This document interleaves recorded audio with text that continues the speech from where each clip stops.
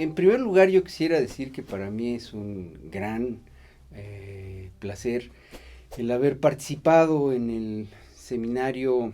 Los grandes problemas de México que ha organizado la UNAM con el Colegio de México. Creo que es un espacio en el que investigadores, especialistas de ambas instituciones tenemos muchos temas que tratar, tenemos muchos problemas que analizar y también muchas soluciones que proponer a los problemas que está enfrentando nuestro país. En este seminario a mí me correspondió participar en una mesa en la que el objetivo era analizar el impacto, los efectos de la reforma electoral de 2014 sobre las elecciones de 2015. Habían pasado apenas unos cuantos días después de las elecciones y teníamos ya el reto de hacer esa reflexión. En la mesa yo propuse analizar una media docena de elementos que se reformaron no solo en 2014, también en 2012 hubo reformas a la Constitución que afectaron los procesos electorales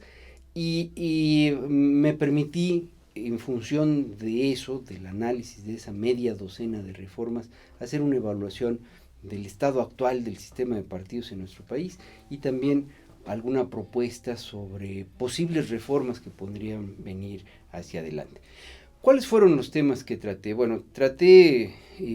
dos que me llamaron mucho la atención, uno en la jornada electoral y otro antes del proceso electoral, que fueron el segundo, el de las consultas populares, y el primero, el de los candidatos independientes. También me refería a un tema muy importante que, si bien ahora no tendrá consecuencias inmediatas, pero las tendrá en el mediano plazo, que es el de la reelección inmediata de legisladores y de presidentes municipales. Otro tema que llamó muchísimo la atención es la paridad de género, que estrenamos por primera vez en nuestro país. Finalmente, dos temas que tienen que ver ya con la operación del proceso electoral y sus resultados, lo que yo llamo la nacionalización de la organización de las elecciones, que es esta idea de darle facultades al Instituto Nacional Electoral para que participe en las elecciones locales, y finalmente el incremento del umbral para que los partidos políticos puedan mantener su registro, que se elevó del 2% de la votación al 3% de la votación. Voy con las consultas populares. Lo primero que hay que señalar es que hubo 4 partidos que convocaron a ciudadanos para solicitar consultas populares. Esos 4 partidos fueron el Partido de la Revolución Democrática y el Partido Morena, que cada uno por su lado convocaba a los ciudadanos para solicitar una consulta respecto de la reforma energética, o sea, para oponerse a la reforma energética. El Partido Acción Nacional, por su lado, convocó a los ciudadanos a firmar una petición sobre una consulta para elevar el salario mínimo y para instituir nuevos mecanismos de fijación del salario mínimo en nuestro país. Y finalmente el Partido Revolucionario Institucional, que convocó a los ciudadanos para firmar una solicitud para disminuir en 100 el número de diputados de representación proporcional y en 32 el número de senadores también electos por representación proporcional. Hay que decir que las 4 consultas recibieron las firmas que solicita la legislación, que es el 2% del padrón electoral. El Instituto Nacional Electoral verificó que esas firmas fueran auténticas y en consecuencia que se cumplía con el requisito cuantitativo para la solicitud de las consultas populares, que tendrían que realizarse el mismo día de la jornada electoral, y después se procedió al mecanismo que establece la Constitución para que la Suprema Corte de Justicia de la Nación determine si estas consultas se inscriben en el marco constitucional. La Suprema Corte consideró que la consulta propuesta por el PRI no se inscribía en ese marco, en virtud de que la misma Constitución dice que los temas electorales no pueden ser sometidos a consulta, y aplicó el mismo criterio para las otras 3 consultas, pues consideró que se trataba, en el caso de salarios mínimos y en el caso de reforma energética, de asuntos que afectan las finanzas del Estado mexicano. Y el tema de ingresos y egresos del Estado mexicano, según la Constitución, tampoco puede ser sometido a consulta. De tal suerte que lo que diríamos es que en el estreno de este novedoso mecanismo a partir del cual los ciudadanos pueden influir en la toma de decisiones, no llegamos a buen puerto, no se logró que los ciudadanos pudiéramos votar por estos asuntos en virtud de la determinación de la Suprema Corte de Justicia de la Nación. Seguro que habrá que avanzar en modificaciones a la ley para permitir este tipo de consultas, y seguro que sobre todo los ciudadanos que quieran promover estas consultas tendrán que hacerlo pensando más en los problemas de la vida cotidiana, en los problemas de los municipios, en los problemas de los estados, que en estos grandes problemas nacionales en donde posiblemente el criterio que ha establecido la Corte ya va a fijar un precedente. Sobre candidatos independientes, también esta nueva figura implica que cualquier persona que obtenga el 2% de las firmas de sus conciudadanos puede ser postulado como candidato independiente. Se presentaron una gran cantidad de ciudadanos que intentaron ser candidatos independientes, finalmente 125 lo lograron. Para la elección de diputados federales fueron 22 los candidatos independientes registrados, uno de ellos ganó, un diputado federal por el estado de Sinaloa, Manuel Cloutier, hijo de Maquío, aquel personaje que fue candidato del Partido de Acción Nacional a la presidencia de la República en 1988. Hubo 3 candidatos a gobernador para los casos de Baja California Sur, Campeche y Nuevo León, y uno de ellos ganó. El señor Jaime Rodríguez, mejor conocido como el Bronco, ganó la elección de gobernador en el estado de Nuevo León. Hubo 29 candidatos a diputados locales en diversos estados de la República, ganó uno, un joven estudiante de una universidad privada de Guadalajara, el señor Pedro Kumamoto, va a ser diputado local en el estado de Jalisco. Hubo 71 candidatos a presidentes municipales, ganaron 3, el señor José Méndez en el estado de Guanajuato, en la ciudad de Comonfort, el señor Alfonso Martínez en Michoacán para ser presidente de la capital, de Morelia, y el señor César Valdés, que será presidente municipal de un municipio en Nuevo León. Saldo de esta primera experiencia, bueno, que no es tan difícil ser candidato independiente y que además algunos de ellos incluso son candidatos competitivos que pueden ganar en las elecciones. Sin duda alguna es un avance en nuestra vida democrática que complementa al sistema de partidos que hemos ido constituyendo. La paridad de género fue otro de los temas importantes de la reforma, pues veníamos de una tradición de cuotas, 30-70, 60-40, y a partir de la reforma de 2014, ahora el 50% de todos los candidatos registrados por los partidos políticos tienen que ser del mismo género. Esto quiere decir que la mitad deben ser hombres, la mitad deben de ser mujeres. La buena noticia es que todos los partidos cumplieron con este requisito que está en la ley, aunque hay que decir que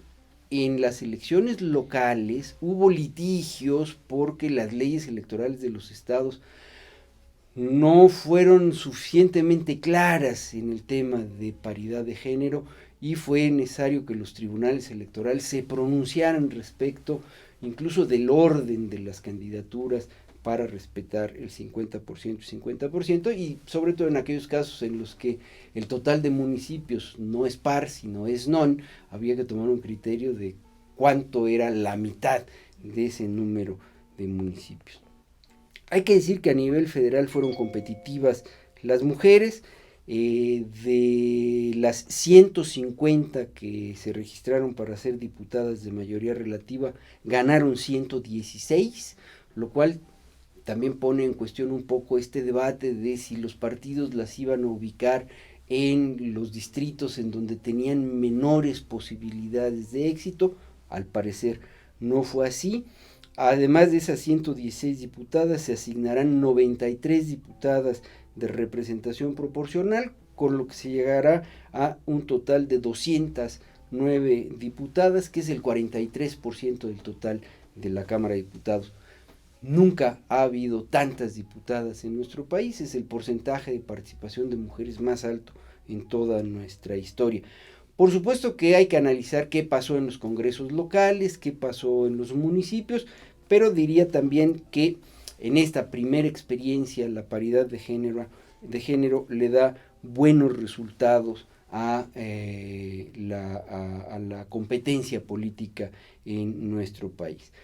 Reelección inmediata. Se estableció por la reforma de 2014 que todos los diputados, en realidad todos los legisladores, serán senadores, diputados federales, diputados locales y presidentes municipales, van a tener la opción de presentarse a la reelección, con la idea de que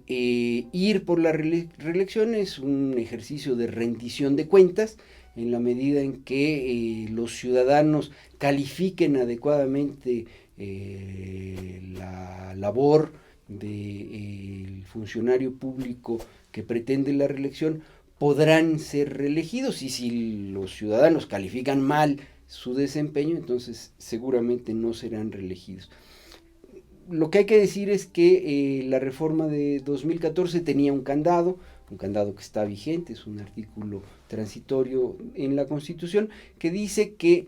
los diputados federales que fueron electos ahora en 2015 no podrán presentarse a la reelección en 2018. Podrán presentarse a la reelección los diputados y los senadores que elijamos en 2018, de tal suerte que, digamos, tiene un efecto retardado o un efecto de retraso esta reforma de la reelección. Pero los diputados locales y los presidentes municipales que elegimos en 2015 en 17 estados de la República sí podrán reelegirse en 2018. Yo creo que va a ser un ejercicio interesante, cómo van a cambiar las relaciones entre el representante, el gobernante y sus representados, sus gobernados, para obtener buenas calificaciones que les permitan presentarse a la reelección en el futuro inmediato. Hay que recordar que la reelección está limitada, no podrán ser ni diputados, ni presidentes municipales, ni senadores por más de 12 años, lo cual también implica que pues, no se van a eternizar en esas posiciones como sucede en otros países. El siguiente punto que traté es el de la nacionalización de la organización electoral. Yo he argumentado que el modelo como quedó tiene deficiencias en términos de arquitectura institucional. Esto de tener un Instituto Nacional Electoral y 32 institutos estatales electorales, una ley general de procedimientos electorales para todos los procedimientos de elección y 32 leyes locales, me parece a mí el peor de los mundos posibles. Sin embargo, debo decir que en esta primera experiencia funcionó. A pesar de que hubo muchos problemas de coordinación entre el Instituto Nacional Electoral y los institutos estatales electorales,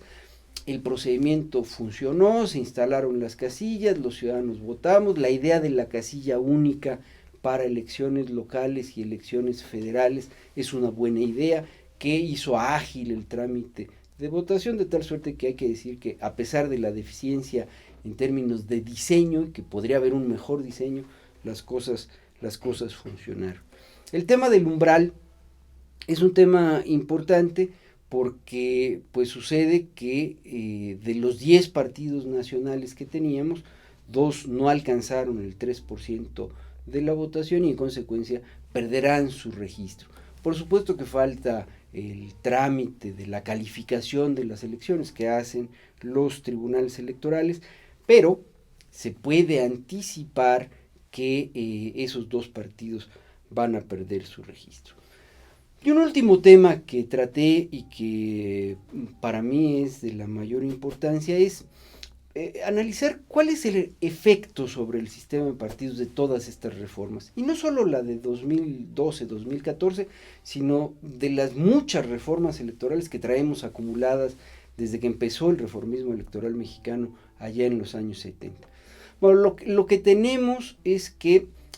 por supuesto, hemos transitado a la democracia, esos cambios institucionales han permitido que nuestro sistema de gobierno sea cada vez más democrático, pero también han ido acompañadas de un proceso de fraccionalización o de fraccionamiento de los votos, producto de la instalación del pluralismo político que no existía en nuestro país en el siglo XX y que a partir de la elección de 1988 se ha convertido en un fenómeno que nos viene siguiendo. Hay un cálculo que se llama índice de fragmentación, que analiza los porcentajes de votos que obtienen los partidos y los resta de la unidad. Mientras más lejos está de uno este indicador, que se llama índice de fraccionamiento, menos fraccionamiento hay. Mientras más cerca está de la unidad este índice, mayor fraccionamiento electoral se ha producido. Bueno, en 1991, en la primera elección que organizó el IFE, el índice de fraccionamiento era de 0.62, bien lejos de la unidad. En la elección de 2015 el índice de fraccionamiento es de 0.84. Nos estamos acercando a la unidad. Y llegar a la unidad es el mayor fraccionamiento político que puede haber en una nación. Hay otra medida que también presenté en el seminario que se llama número efectivo de partidos. Esta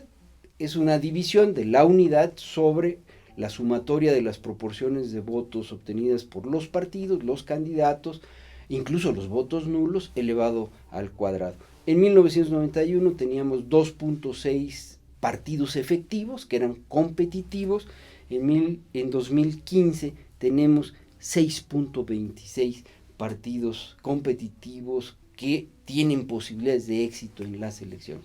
O sea, se ha fraccionado el voto y el número de contendientes ha crecido extraordinariamente. Eso nos lleva a un sistema de partidos que ya no es ni bipartidista, como podría pensarse que en algún momento lo fue, ni de pluralismo moderado, sino lo que en teoría política llamamos un sistema de partidos de pluralismo polarizado, fragmentado. En esos sistemas es frecuente que quien gane los puestos ejecutivos, como presidente de la República o gobernador, cuando el sistema electoral es de mayoría relativa, como es el mexicano, como siempre ha sido el mexicano,